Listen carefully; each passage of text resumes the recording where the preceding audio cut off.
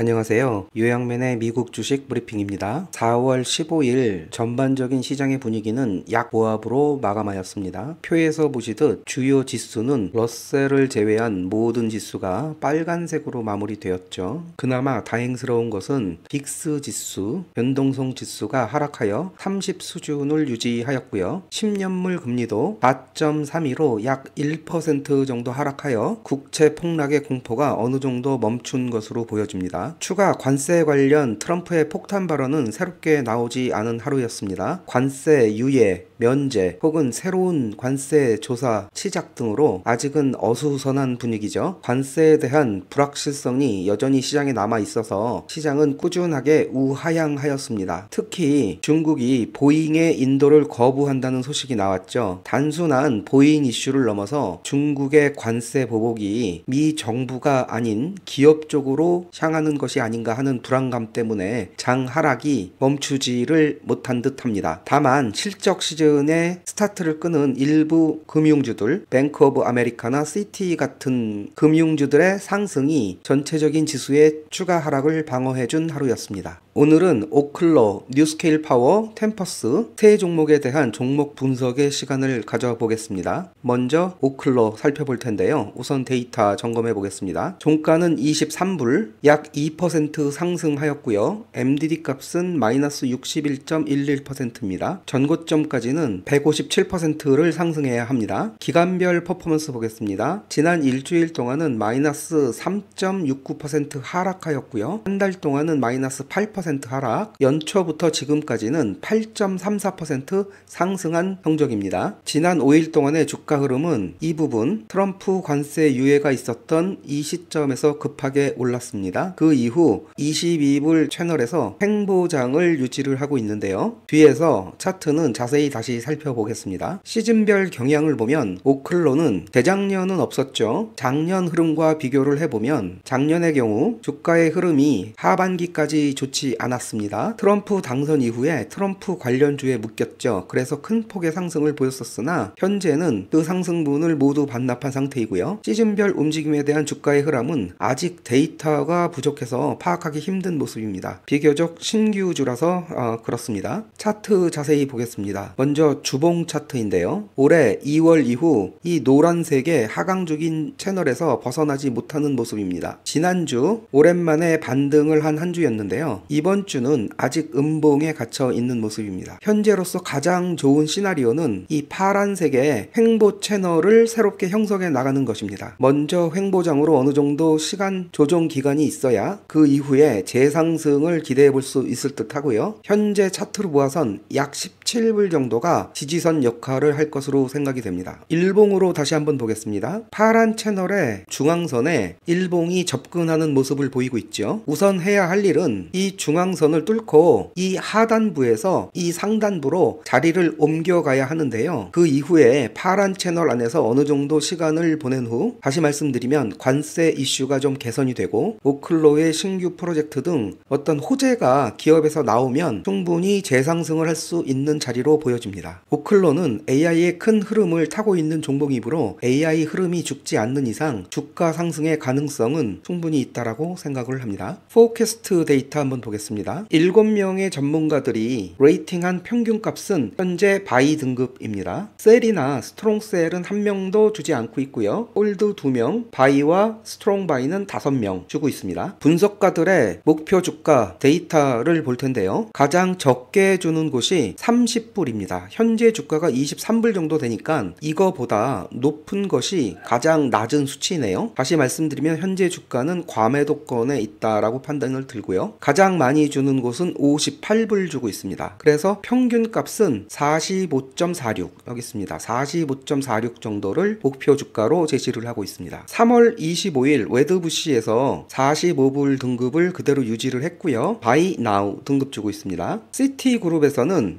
31불에서 30불로 1불 낮췄지만 바이 나우 등급 주고 있고요. BTIG라는 곳에서는 처음으로 의견을 냈는데 목표 주가 없이 바이 나우 의견을 주고 있습니다. 이 부분이 가장 최근의 데이터이네요. 4월 11일입니다. 오클러는 현재까지 매출이 없는 기업입니다. 따라서 매출에 대한 전망치도 없는 상태죠. 이 부분 매출에 대한 전망치를 하고 있지 않습니다. 다만 EPS의 경우 24년 1Q는 마이너스 479였는데 25년 1Q에 대한 예상치는 마이너스 0.12를 예상하고 있습니다. 다만 정상적인 영업활동을 통한 어닝이 아니라 아직도 투자 유치 등 파이낸셜 오퍼레이션을 통한 어닝이기 때문에 큰 의미는 없을 것으로 생각이 들고요. 25년 1Q 실적 발표일은 5월 9일 정도로 예상을 하고 있습니다. 실적이 없고 미래 가치만이 투자의 대상이기 때문에 이런 회사의 경우 가장 중요한 것은 개발이 완료되고 정상적인 영업활동이 개시될 때까지 회사가 과연 잘 운영될 것인가 이런 점이겠죠. 따라서 이런 류의 회사를 볼 때는 반드시 캐시 런웨이, 회사가 얼마까지 버틸 수 있는 자금을 갖고 있는지 그 여부를 꼭 봐야 됩니다. 지난 24년 4분기의 데이터로 캐시 런웨이를 한번 구해 볼 건데요. 현금과 현금성 자산은 여기 있습니다. 227.81 밀리언 정도를 갖고 있고요. 24년 4Q에 순현금 유출은 보시면 플러스입니다. 현금이 나간 것이 아니라 들어왔죠. 그 이유는 투자 유치 등 파이낸셜 오퍼레이션에 따라서 캐시가 많이 생겼다라는 뜻이어서 이 부분 갖고는 캐시 런웨이 구하기가 좀 곤란해서요. 대신에 프리 캐시 플로우를 사용하도록 하겠습니다. 마이너스 8밀리언 정도 캐시가 나간 것으로 보여지고요. 이 데이터를 활용을 하면 결과적으로 85.5개월 정도를 버틸 수 있는 캐시를 현재 가지고 있습니다. 매출은 아직 없습니다만 충분한 기간을 버틸 수 있는 현금을 보유하고 있는, 다시 말씀드리면 당분간 망할 염려는 없는 기업으로 생각하시면 될 듯 하고요.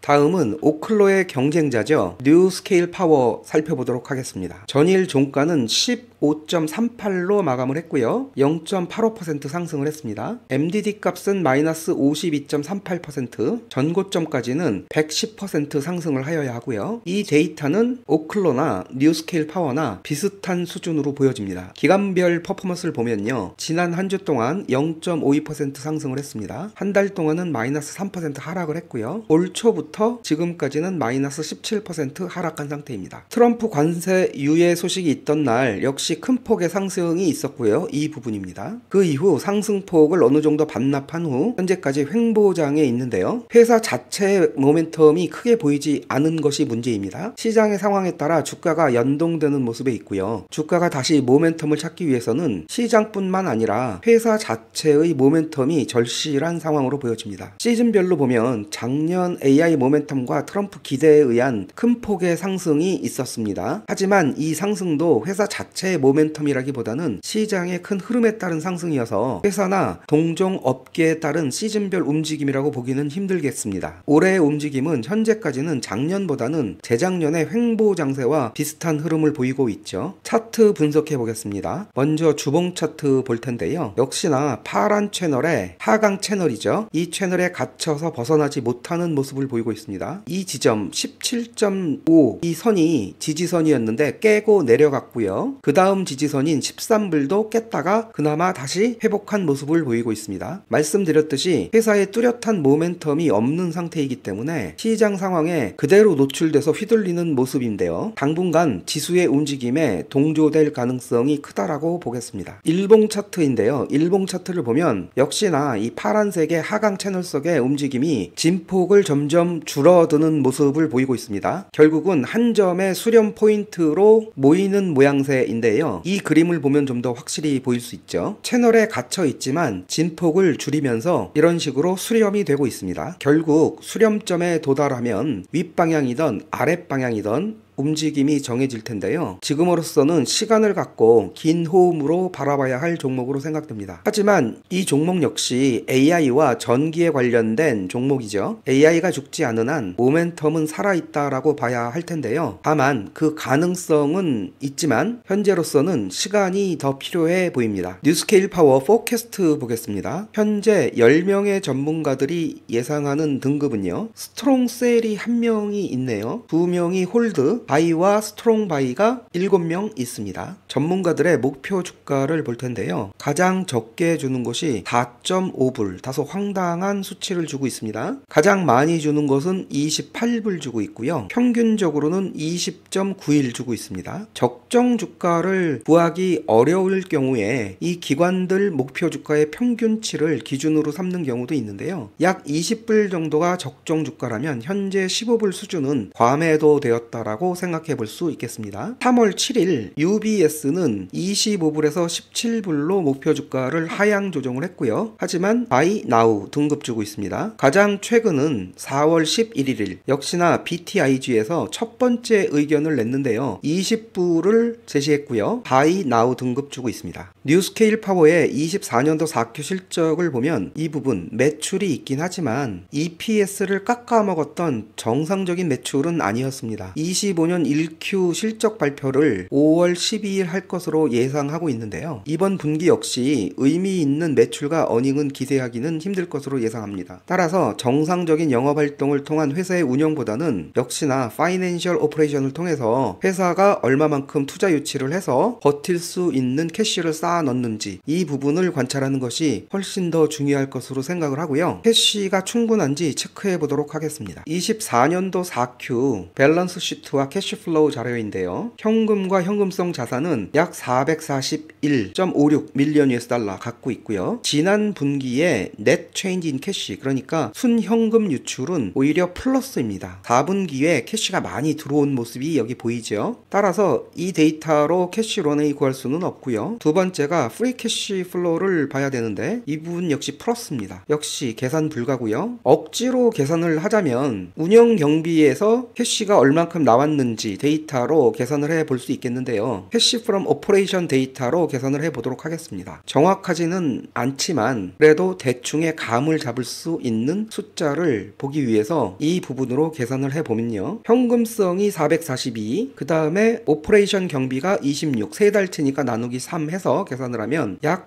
50.8개월 정도가 계산되어집니다. 물론 정확한 숫자는 아니지만 회사를 운영하기는 충분한 캐시를 보유하고 있다라는 결론은 만들 수 있을 것 같습니다. 템퍼스 AI 관련 데이터 살펴보도록 하겠습니다. 전일 종가는 42.93이었습니다. 마이너스 0.46% 하락한 수치이고요. MDD 값은 마이너스 53.06%, 전고점까지 도달하기 위해서는 113% 상승을 해야 합니다. 기간별 퍼포먼스 보겠는데요. 한 주 동안 마이너스 5.37% 하락을 했네요. 한 달 동안은 마이너스 2.21% 하락, 올해 들어서는 그나마 26.67% 상승한 성적을 보여주고 있습니다. 템퍼스의 지난 5일 동안 주가 변동성은 보시다시피 매우 울퉁불퉁했습니다. 역시 트럼프 관세 유예 소식이 있던 이날 주가는 폭등을 했고요. 하지만 곧바로 다시 폭락, 그리고 다시 반등, 예측이 매우 어려운 행보를 보여주었습니다. 그래도 40불을 회복한 점은 긍정적인데요. 자세한 차트는 뒤에서 보도록 하겠습니다. 이 시즈널은 데이터 부족으로 의미가 전혀 없으므로 생략하도록 하겠습니다. 차트 보겠습니다. 템퍼스는 작년 6월 IPO 이후에 매우 큰 폭의 등락을 보여주는 베타 값이 매우 큰 종목입니다. 기본적으로 템퍼스에 투자하시는 분은 종목의 가능성도 높은 주식이지만 이런 큰 변동성을 인지하고 투자에 임해야 하는 종목이죠. 템퍼스는 상장 이후 지금까지 이 큰 파란색의 채널 안에 갇혀서 완만한 상승세를 보여주고 있는 종목입니다. 현재의 위치는 이 채널의 가장 바닥권에 위치하고 있습니다. 채널이 무너지지 않는다면 여기서 상승을 예상할 수 있는 위치이기도 하고요. 역사상 바닥과 천장을 점으로 표기하면 이런 모습입니다. 바닥은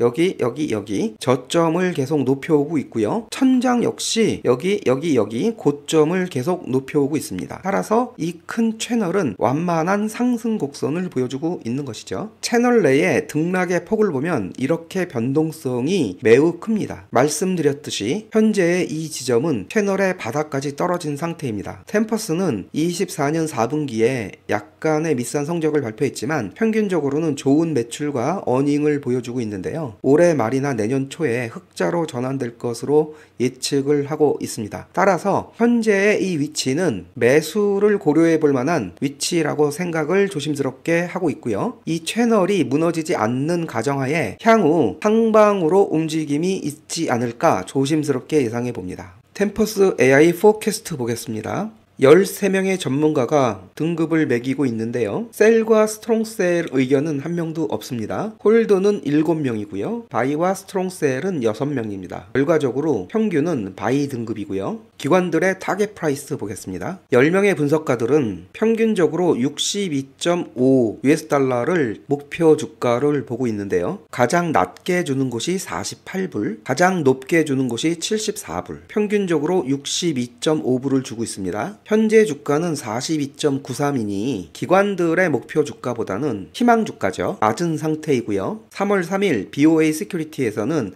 목표 주가를 60불 주고 있고 바이 나우 등급을 주고 있습니다. 3월 4일에는 파이퍼 샌들러에서 70에서 55로 낮췄죠. 3월 6일에는 모건 스탠리에서는 의외로 50에서 60으로 높였습니다. 가장 최근에 4월 10일에 니드햄에서 70불 등급을 유지를 하고 있습니다. 템퍼스 AI의 성적표는 24년 4분기에는 레버뉴와 어닝을 모두 살짝 미스를 했었죠. 하지만 그 전 2분기 연속 서프라이즈를 했었고요. 이 부분 그리고 이 부분 따라서 5월 28일로 예정되어 있는 25년 1분기의 실적 발표가 기대되는 상황인데요. 24년 1Q 기준에서 25년 1Q를 비교를 하면 레버뉴는 약 72% 상승한 251.36 밀리언을 예상을 하고 있고요. EPS의 경우에 마이너스 1.47에서 마이너스 0.26으로 대폭 개선될 것으로 예상을 하고 있습니다. 이 데이터의 컨센서스는 전문가 11명의 평균치를 나타내고 있고요. EPS의 포캐스트를 연간 기준으로 한번 보겠습니다. 13명의 전문가들의 컨센서스는 25년 EPS를 마이너스 0.72로 예상을 하고 있습니다. 아직은 적자 구간이죠. 하지만 26년의 EPS는 플러스 0.18로 예상을 하고 있습니다. 즉 올해와 내년 사이 어디쯤 골든 크로스 지점을 지나서 흑자로 전환이 되는 예측인데요. 매우 기대가 되는 구간이라고 할 수 있습니다.